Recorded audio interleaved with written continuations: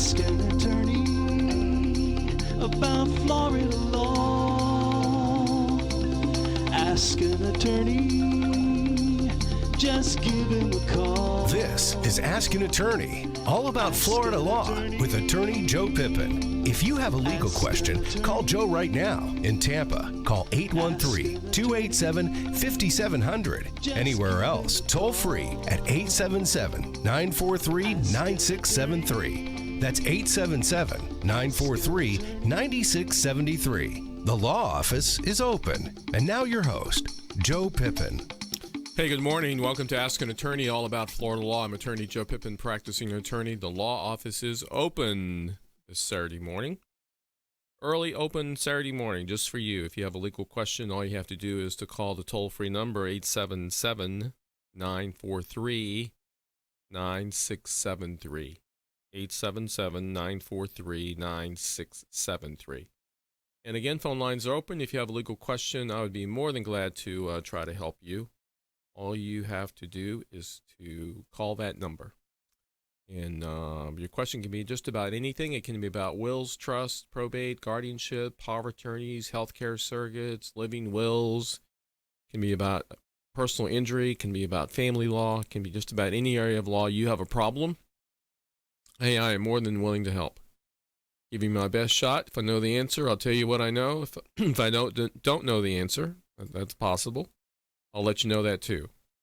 And but I have a resource for you. I've done the show for 36 years now, so we've had multiple attorney guests. We've had multiple contacts you develop in a law practice with other attorneys that practice in different areas. That's their expertise. I'd be glad to share with you who I know that might be able to help you. All you have to do, though, to get onto the show is to call the toll-free number 877-943-9673. 877-943-9673. Phone lines are open. Well, we had our third Zoom seminar. I'm going to call it Zoom Law School, or I haven't quite figured out a name for it yet. But every 2 weeks now, we're going to do a Zoom seminar on Fridays. So we're going to do our fourth Zoom seminar will be the 25th, Friday at 10 o'clock in the morning. And it's going to be on everything you should know about probate. It's going to be a probate seminar. Now, I should be calling it How to Avoid Probate, but I thought I would fully detail an explanation of what probate is and how it works, and the multiple levels of probate. There are 3 different levels of probate, how each one of those work, what the cost would be, approximate cost of probate, and explain the probate system. I think if you have a good understanding of that, you would take and tell you what planning actions would possibly be to avoid that. So if you want to attend our probate seminar, Zoom seminar on 9/25 is the date. That's a Friday at 10 o'clock. All you have to do is to send me an email, and then we will put you on the list and send you a link for the seminar. So the email address is Joe, Joe, at attypip.com. That's Joe at attypip.com. And you'll get all signed up. We've had great success with a number of people signing up for these. And many compliments about how we do it and the information we give. We talk for maybe half of the seminar. They last an hour. Talk for about 30 minutes or so, and then we go to the chat room, and people just fill up the chat room section of it with questions, and be more than glad. And you get the benefit of all of that. If you don't want to keep your camera on during the Zoom meeting, that's fine. I mean, most people do, but if you don't want to zoom in with your camera on your laptop or computer, that's okay too. Hey, phone lines are open where your question helps a lot of other people. You know, if you ask a question, you get the answer, and other people are listening with the answer. And that could possibly benefit you. The toll-free number, you're listening to a live show, it's 912-2020. You're listening to a live show. If you have a legal question, 877 is the toll-free number, 877-943-9673. 9673. That's 877-943-9673. Phone lines are open. Hey, so yesterday's seminar was on Medicaid, everything you needed to know about Medicaid. And we had my Medicaid attorney, John Fraser, was on with me yesterday. And we answered a bunch of questions. You know, one of the questions becomes, do you have to spend down everything? Do you have to be extremely poor and spend down all of your assets to qualify for Medicaid? Well, the answer to that was clearly no. You do not have to do that because there are many planning opportunities that we have to move things around into categories that don't count as assets. And we had a full explanation of all that yesterday. So maybe we'll talk about that in between calls today. Let's go to Bill in Largo. Hey, Bill. Yes, sir. Good morning. Good morning. How are you? I'm doing great. And you? Doing okay. Thank you, sir. Question. We buried my brother this past week. And, oh, very sorry. Thank you, Joe. Appreciate that. It appears anyway, Joe, that he died intestate. So I'm just wondering what's the procedure you think we got, and how long do you think something like that will take now in the state of Florida? I understand the backlog quite a bit. Yeah, the probate courts are very slow right now, and so I'm going to give you the answer, but you might want to tune into our Zoom seminar in 2 weeks as we talk about all the probate processes. So when a person dies without a will, which is your question, what happens? So basically, let me ask, was he married? No, sir. He was divorced. Divorced? Did he have children? Yes, sir. One daughter, grown daughter. Okay, one grown daughter.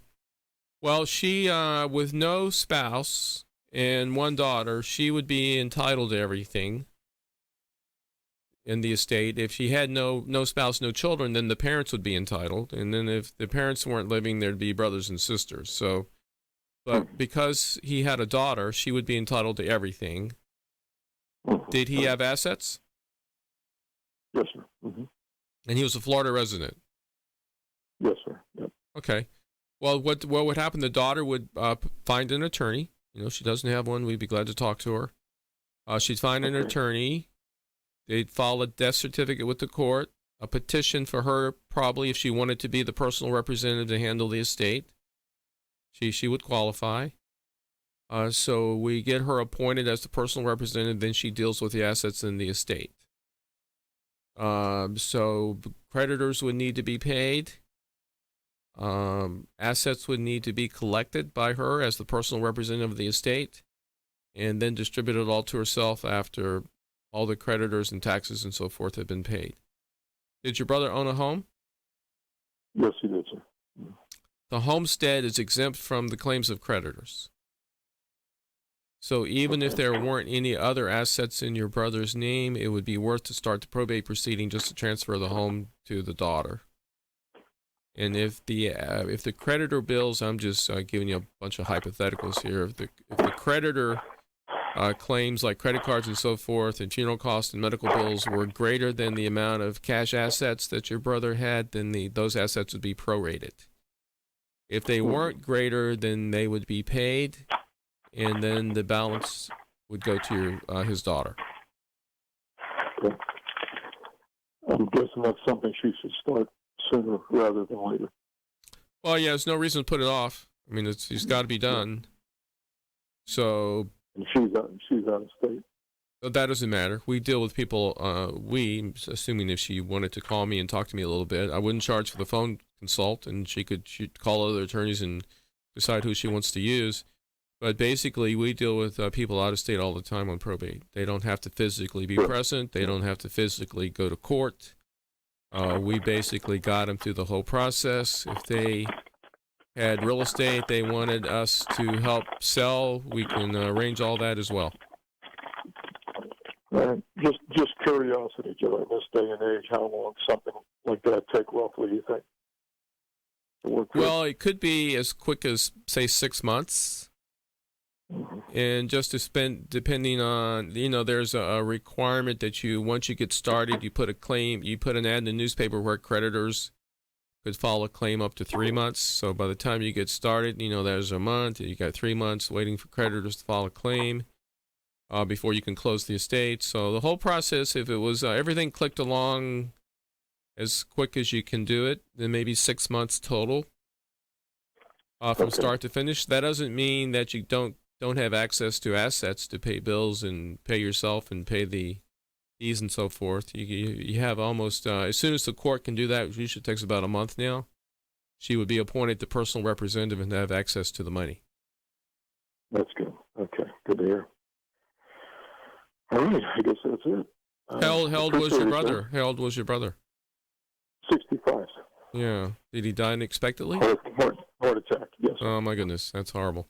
Well, I mean, that's a hard way for the family to have someone die unexpectedly with a heart attack, but so sorry. We're in a bit of shock, but we know where he is, and we'll see him again. Well, that's a good thing. So you'll see him again. Sure. All right. Well, God bless you, and thanks for sharing. Yes, sir. All right. Lord bless you, too. All right. Thank you. Bye-bye. All right. You're listening to Ask an Attorney, all about Florida law. I'm Attorney Joe Pippen, practicing attorney. The law office is open.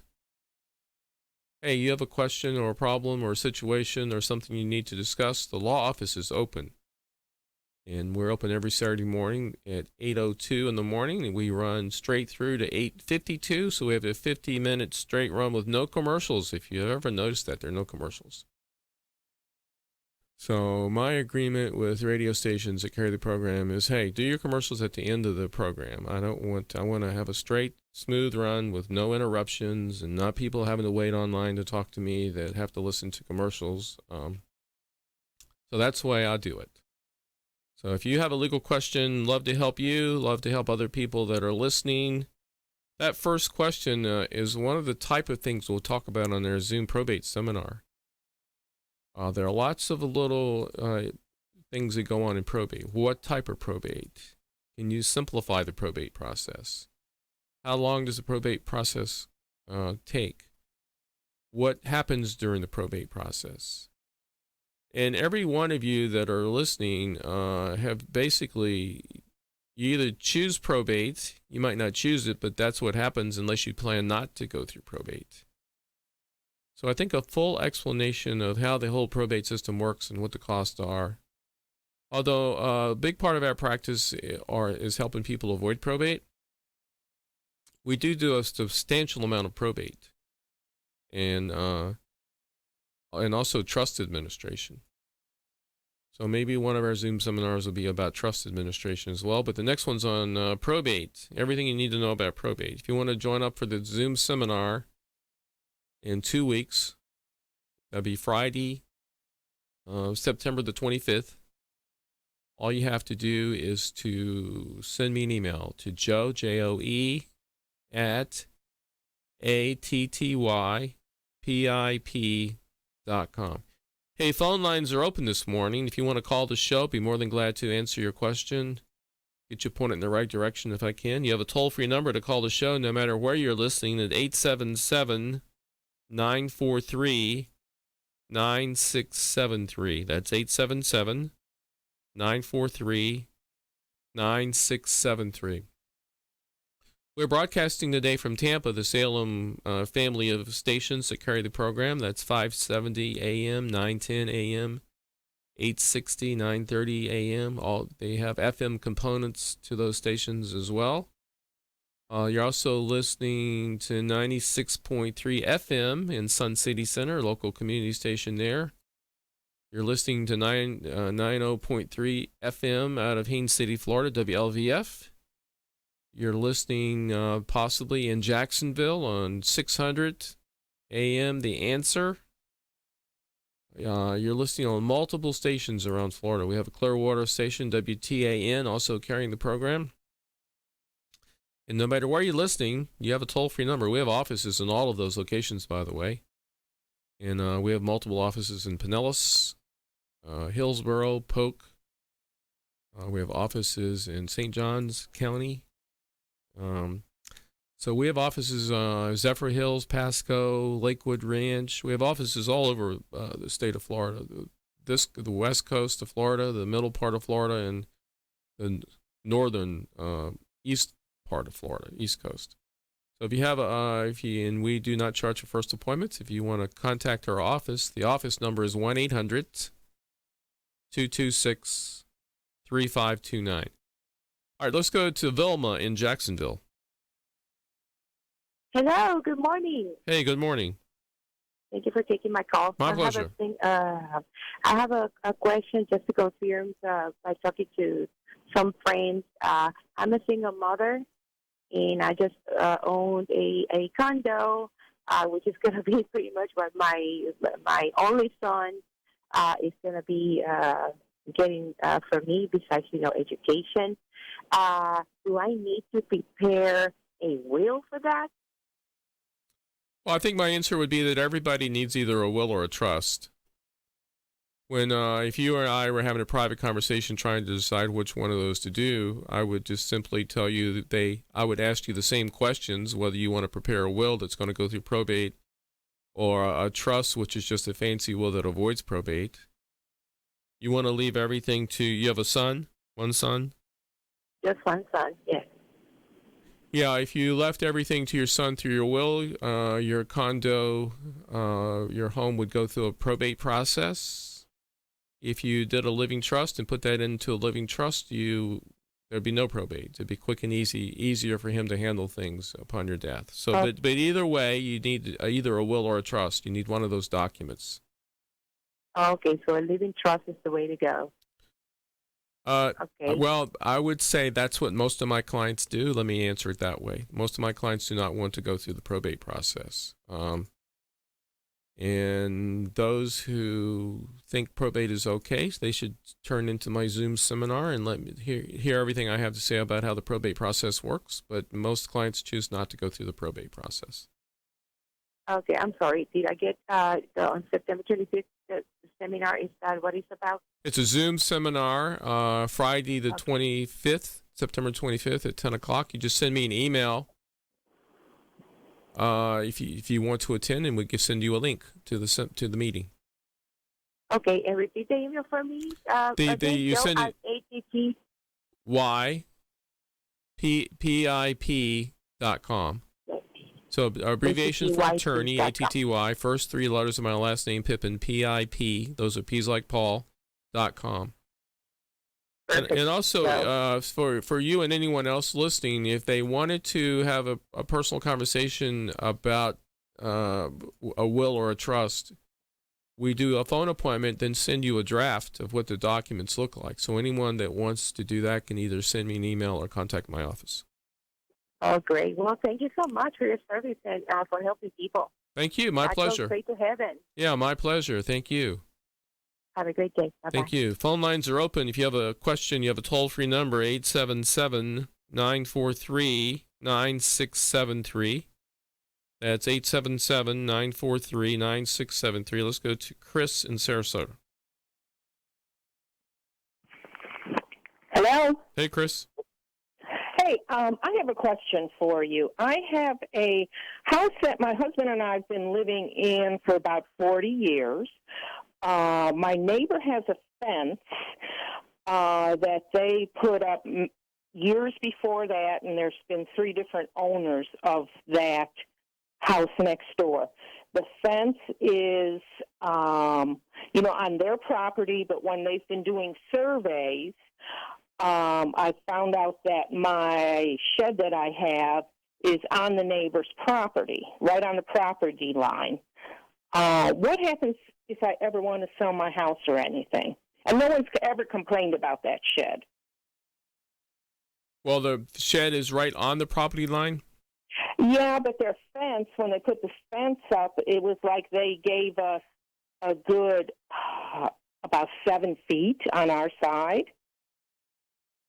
Well, so when we had this shed built like 34 years ago, and we didn't need a permit or anything like that to build a shed, and no one's ever none of the neighbors have complained about it. Well, you could have it resurveyed and have them agree that you own that piece of land. I think the worst case scenario would be you'd have to file an adverse possession lawsuit claiming ownership of that land because you've had it for that long. But I think one way or another can easily be worked out, either with an adverse possession lawsuit where your neighbor doesn't object to it, or a voluntarily resurvey of the land to give you a little tiny piece of land that your shed is on that's maybe belongs to your next door neighbor. Legally. Okay. But either way, I think that can be worked out. Okay. What would happen if I, years down the road, if I sold the house without doing that? That would come up on the survey and everything like that, right? Yeah, well, if I were you, I would suggest to the buyer that there could be an issue there that you would like to help them resolve, and maybe it should be surveyed to get it nailed down exactly as to what they're buying. Okay. So I think that should be disclosed, actually. So. Okay, that's all I needed to know. All right. Well, thanks. Thanks for calling. Thank you. All right. Mm-hmm. You're listening to Ask an Attorney, all about Florida law. I'm Attorney Joe Pippen, practicing attorney. If you have a legal question, you have a toll-free number, which is 877-943-9673. Hey, you can watch the show. Actually, I know we're doing radio, but you can watch the show. We're broadcasting live right now on WeBeam TV, WeBeamTV.com. We're also broadcasting live on Facebook, so you can join us on the Facebook live feed or the WeBeam TV live feed. You can join my Facebook. We have 3 Facebook pages. My personal page, we have Law Offices of Joseph Pippen page, and we have an Ask an Attorney page. And what we do is we film these shows, and then we take clips of the show, and we put them on the Facebook pages, interesting clips that I think would benefit people. We share some of those. Let's go to Helen in St. Petersburg. Hey, Yes, Helen. Hey, good morning. Hey, good morning. Good morning. Got a question about registering guns in Florida. I have a gun. As far as I know, it's never been registered. I never registered it. There's no And requirement. There's no I'm thinking- requirement that you register guns in Florida with the state. Oh, okay. Okay. So I can sell my gun to somebody with no paperwork, basically? You know what I would do if I were you? Because I deal with this in estates all the time. Yeah. I don't want the liability of selling the gun to someone. So Okay. if I had a buyer for a gun in an estate, I would take the gun to a gun shop and let them do the transaction for me. And then whatever Okay. paperwork that would release your liability somewhat. And I think a gun shop that sells guns would probably do that for you for just a minimal fee if you already had a buyer. I actually was going to take it to a gun shop and say, can I trade this in on something you have, smaller and more, better for me.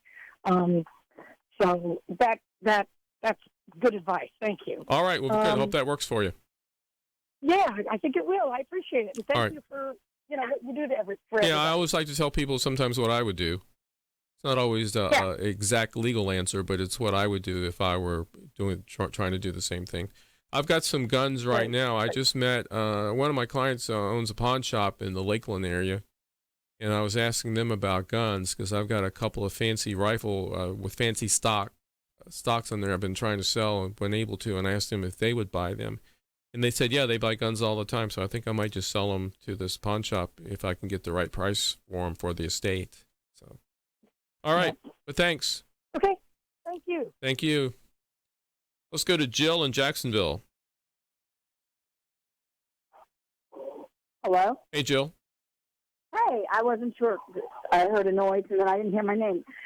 Good morning, Joe. It's nice to talk to you again. Well, nice talking to you. Okay. I have a strange little situation here. 6 years ago, we sold a vehicle of ours to a man in the neighborhood. And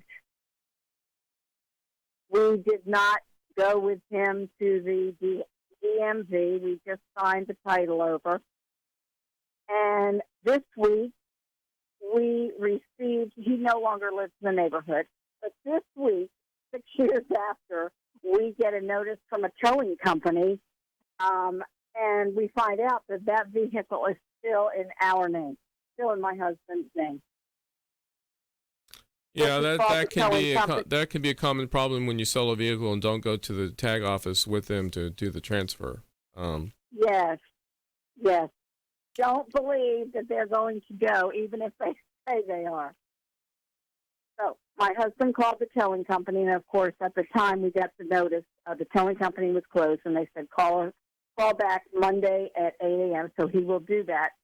But in the meantime, do you know where the person is that you sold it to? He moved from your community. Can you locate him? No, we do not know, and I have to go through our income tax stuff in case, because we had just done a handwritten receipt from transferred ownership of type of document for this person and for us. No. Well, you could ignore, you could not go pick it up, and you could. Okay, we don't want to pick it up. The thing is, I mean, they say they're going to sell it. They say that it was impounded on the 20th of August of 2020, and they said it will be sold, offered for sale, November 20th of 2020. So I don't know, like I even said, I said, oh, well, if we ignore it and the vehicle is sold from the lot that it's impounded from would they then give someone different documents without our name on it as owner of the vehicle?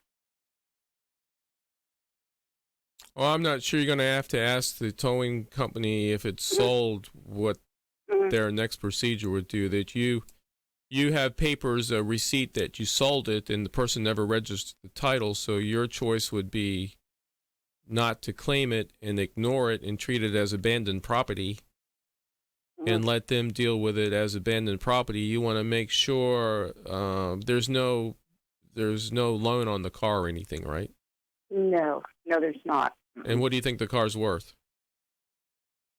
Probably next to nothing. It was an old vehicle at the time, and it wasn't worth much at the time. I mean, well, the problem I can see, since you're the owner of record on the state records, and if the cost, they sell it, and the price they get for the sale doesn't cover your cost, we're still going to be on the hook for the cost of the impounding. Yeah, you could be. Daily. Yeah, you could be. I mean, the towing company could, go after you in small claims court for the difference would be the problem. Right. But the other problem is if you pay to get it out of from the towing company, you technically are the owner, but there could be an argument that it's not yours, and then if you benefited from it, then what do you do with the money? I mean, you maybe give it to an attorney to hold in their escrow account or something if there was something you could gain from it, because it's not really your money since you've already got paperwork that you sold it. Right, if we can find the paperwork, of course. If you can find the paperwork. Have to figure out. Right, yes, No, I wasn't sure. I mean, I know it's a civil matter, but I'm just thinking, okay. Well, you might see what a private detective would charge to try to locate the person. Maybe with all today's modern technology on finding people, maybe they could find the person for you real quick, and you could find them, or find a death certificate for the person, or so you find something about them and make them aware of the problem and see if you can work it out with them. Well, I'm not sure about that, but okay, well. We'll proceed. Thank you. All right, at least you have a couple options there. All right, but thanks. Yes, all right, thanks. Thank you. Bye-bye. Let's go to Thomas in Jacksonville. Hello. Hey, Thomas. Good morning. Morning, Mr. President. How are you? I'm doing great, and you? I'm okay. Sitting here watching fishing. I'm 66. My wife is 67, and we've never had a will. So, how do you can you get one online and have it notarized or something, or do you have to actually go to an attorney? Well, you have a choice of doing either one of those things. I can tell you that I've reviewed many, many wills that people have tried to do themselves and usually find an error or they didn't really accomplish what they wanted to accomplish in the will. And so wills don't cost that much. You know, we charge a flat fee of like $150 each for a will. Okay. We tell whoever we do a will for, though, we give them a choice of a trust, of course, and tell them the difference on the options. But if you are pretty strong that you just wanted 2 wills, I mean, we could interview. Our procedure is to interview people on the phone, get all the information, send them a draft. I do have an office there in Jacksonville to meet people to get the documents signed. And then at least you have the peace of mind that it's done correctly, and you got something you can check off your bucket list that you got done. Well, that's not a bad price. I never inquired, so I didn't know it was that. Yeah. That's a good deal. Yes, sir. So for the both of us, it'd be right around $300 or more, or whatever. Yes, sir. For 2 wills, it'd be $150 each. It's the fee that we charge. Okay. What about a living will? What is that all about? A living will just says if you're terminal, vegetative, unconscious, end stage, you don't want to be artificially prolonged. Okay. So and power of attorney, what does that mean? Power of attorney, you're giving someone the power to do things for you, so you would never be declared incompetent. Okay. So the living will is if you wanted to tell somebody that if you're incapacitated and no chance of recovering, that you didn't want to be. Yeah, exactly. Two doctors would determine that you're terminal, vegetative, unconscious, end stage with no chance of recovery, no chance of a normal life. You know. Oh, okay. What is your local phone number? Let me give you my cell number. Because I can do. You can call my cell. We'll leave a message if I don't answer, and then I can call you back and interview you and send you some drafts. So the cell number is 727. 727 667 667 3967. 3967. Yep. Okay, I got 727 667 3967. Yes, and just to let you know, I will be in Jacksonville this Thursday and Friday. So. Okay, cool. All right. Okay. And what can I call you anytime? What are your hours? The best hours to call you? No, it's my cell phone. You can call anytime. I'll get back to you as soon as I can. Okay. All right. Appreciate it, Mr. Ray. Have a great day. All right. Thanks. Bye. All right. Let's go to Steve in Tampa. Hey, how you guys doing? We are all doing great. How about you? Awesome. Hey, I got a question. Do you guys help former military or retired military pro bono? On occasion. I mean, I wouldn't say we do free documents for all retired military, but we do on certain special cases where a person really needs some help and has absolutely no funds whatsoever. I mean, we'd help a person like that, or I could refer them to one of the bar associations I belong to that have a pro bono team that help veterans. So, yeah, this is a case in reference to the Board of Naval Corrections appeal, in reference to a decision that was made by a general that basically was unjust, and there's more than ample amount of evidence to prove it. It's just whatever case, despite all my evidence and proving and showing it to them, it just falls on deaf ears. And how do I say? It's kind of like what's going on in the presidency today. Mm-hmm. They make stuff up. They twist things around. It's not true. And despite all the evidence that I show, I mean, hard fact evidence. And every time I've asked for the request, my request, they come back and they come up with this. Some of the stuff I see in their letters just untruthful. I don't understand how they. Hey, why don't you seek help from your local congressperson? Sometimes they can go to bat for you as opposed to making it a legal lawsuit. Go through your congressional person and see if you can get their ear to see what they can do for you. Sometimes that's a better solution than the legal avenue. I actually did try 3 years ago, and it's like I got the. All right, this was their response. Unless you have more evidence to show them, which I do now, there's nothing we can do. Which I couldn't believe that coming from a congressional office. Well, if you have more evidence, go back and try again. Okay. All right. I definitely do. Yeah, that's the best avenue, I think. If I could help you, I could, but that's not my practice area. I mean, if a war veteran needed a power of attorney, healthcare, surrogate living will, I've done lots of those for free, under certain circumstances. Uh-huh. But a legal battle like that was outside of the scope of what I do. But I really think the best answer would be to get your congressional. If you have more evidence, go back to your congressional person and see what they can do for you. I gotcha. All right. Thank you so much. All right. Thank you. All right, let's go to Ed in Palm Harbor.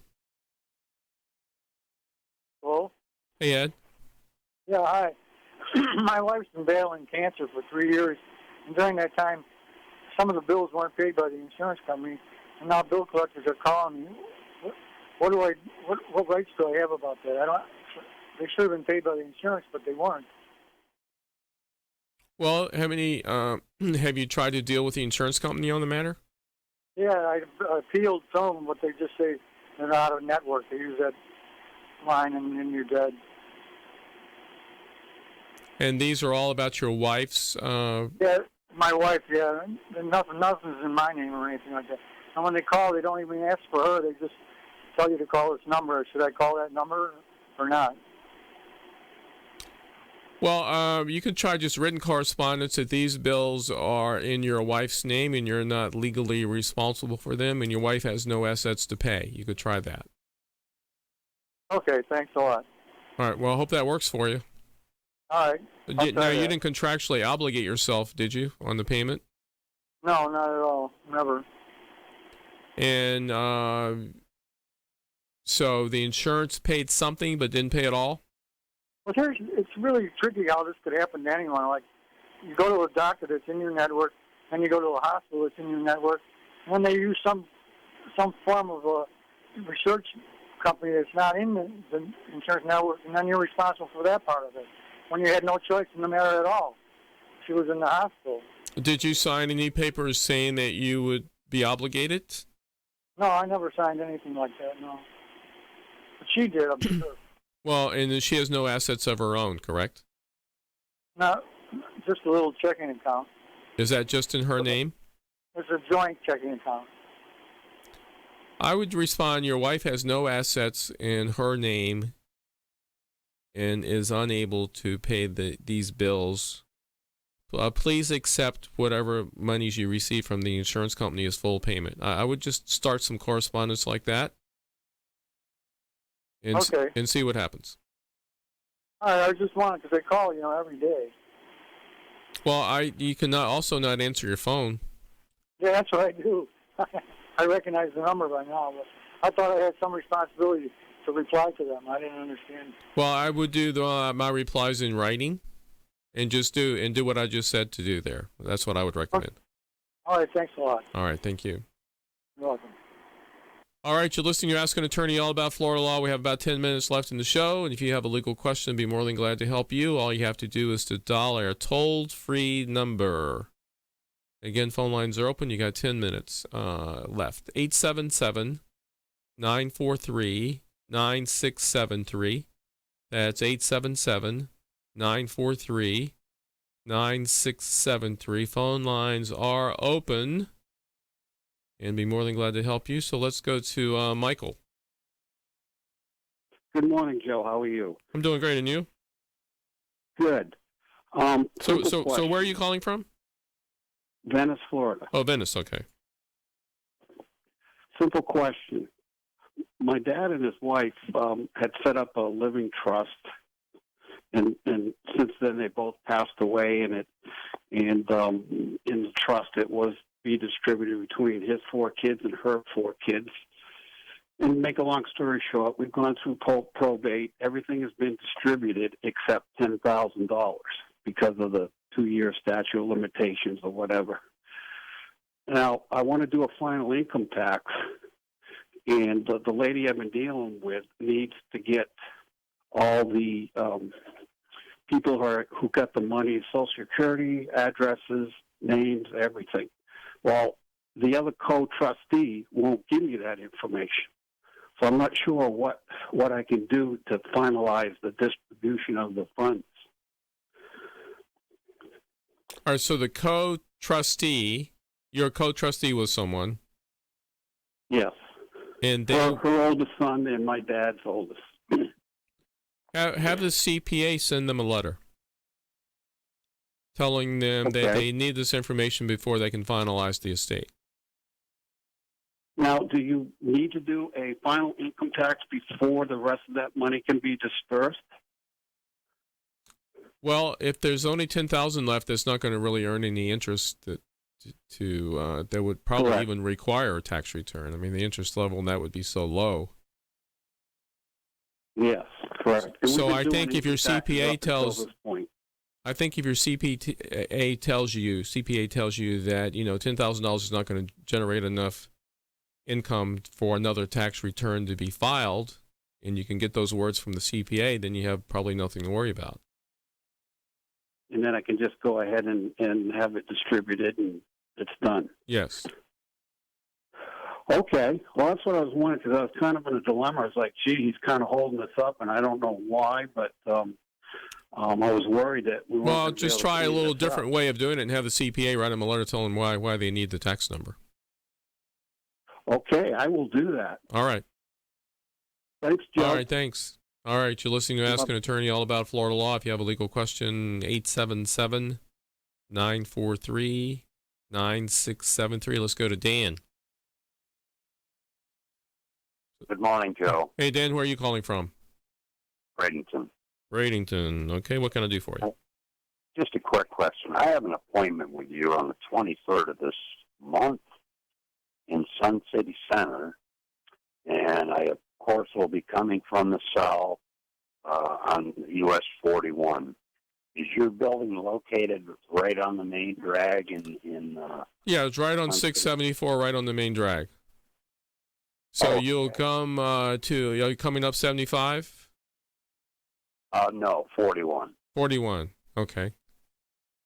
Yeah, so yeah, we are right on the main drag there. Where if you were looking across, all the way across the street, the Winn-Dixie is a landmark on the side of the street that I'm not on, and right across from there almost, we're in a yellow building that has the Payant Financial Center sign out front.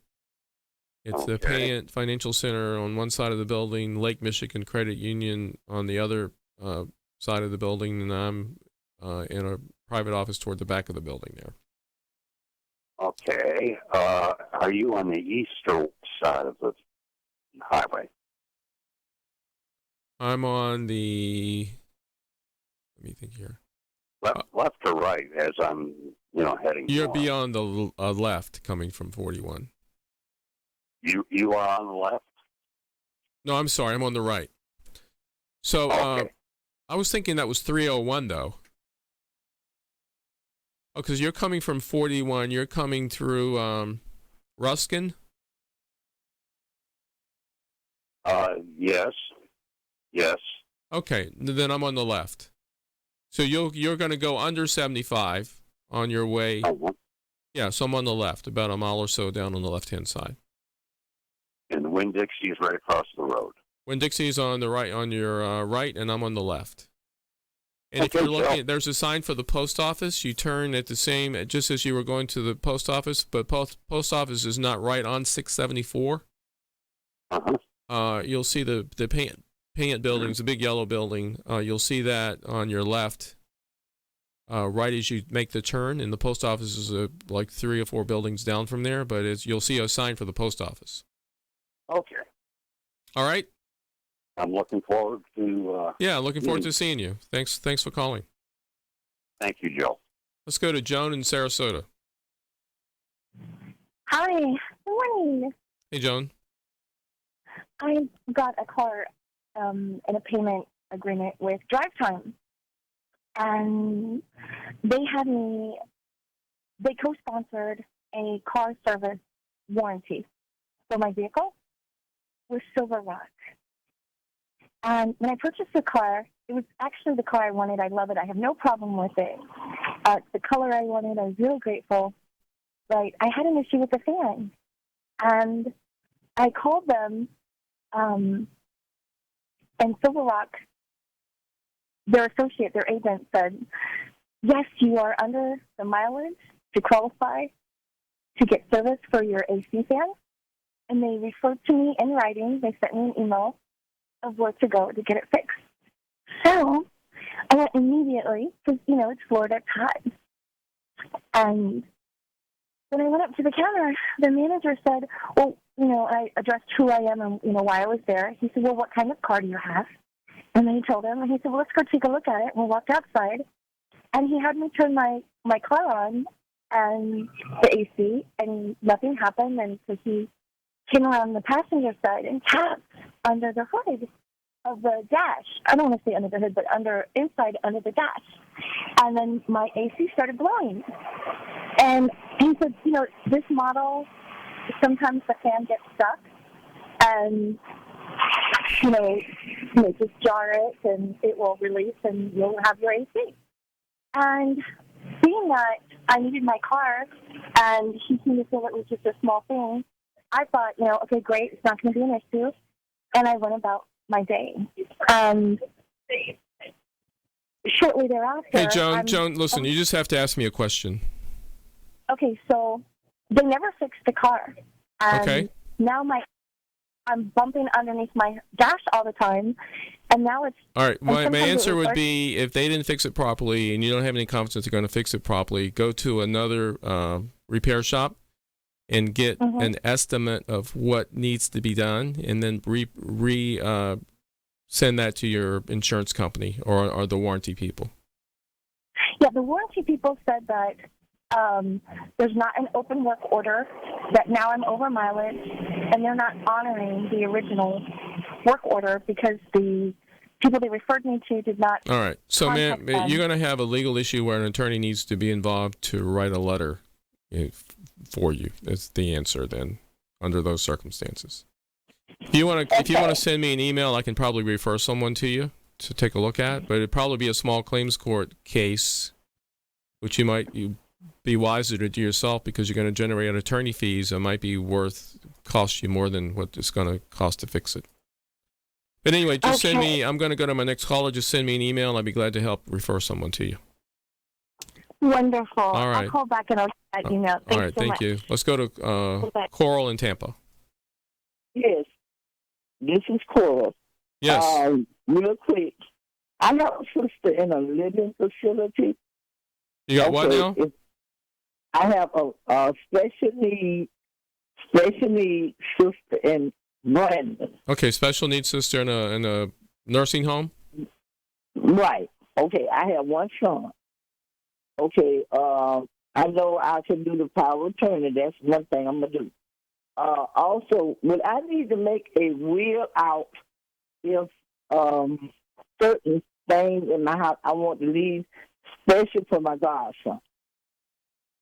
Yeah, I think everybody needs a will, and the wills that I do have what's called a separate writing where you can itemize personal things. So, yeah, everybody needs a will would be my answer. Okay, now what about the sister that if I should die for her? Is she mentally competent to sign a legal document? Yeah, she's incompetent to do all that. She's incompetent? Right. Only thing she's not going to be able to sign a legal document then, so the only recourse there might be to start a guardianship proceeding.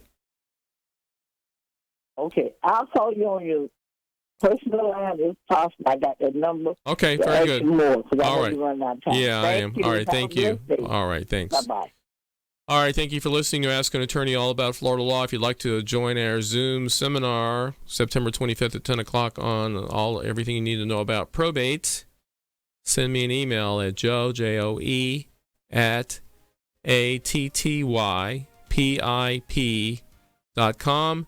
You want to call our office for a phone appointment or a regular appointment, 1-800 is the number, 1-800-226-3529. You have a great weekend. So long.